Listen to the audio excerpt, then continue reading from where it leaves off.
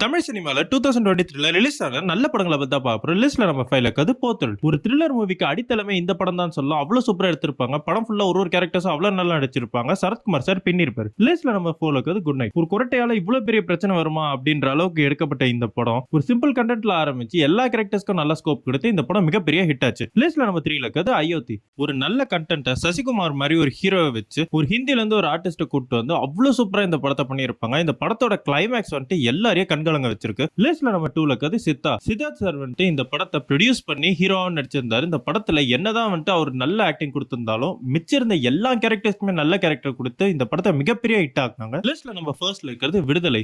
Vetrimaaran sir திரும்ப அவர் ஒரு பெரிய டைரக்டர் இந்த படத்துல ப்ரூவ் பண்ணியிருக்காரு. எல்லா சீன்ஸுமே அவ்வளவு சூப்பரா இருக்கு. விஜய் சேதுபதி சார், சூரி சார்னு படத்துல எல்லா கேரக்டர்ஸும் அவ்வளவு சூப்பரா நடிச்சிருப்பாங்க. பார்ட் 2க்கு நானும் வெயிட் பண்றேன். நான் இந்த படத்தை மிஸ் பண்ணியிருந்தேன் கமெண்ட் செக்ஷன்ல கமெண்ட் பண்ணுங்க. இந்த வீடியோ பிடிச்சிருந்தா லைக் பண்ணுங்க, ஷேர் பண்ணுங்க, சப்ஸ்கிரைப் பண்ணி ஃபாலோ பண்ணி சப்போர்ட் பண்ணுங்க.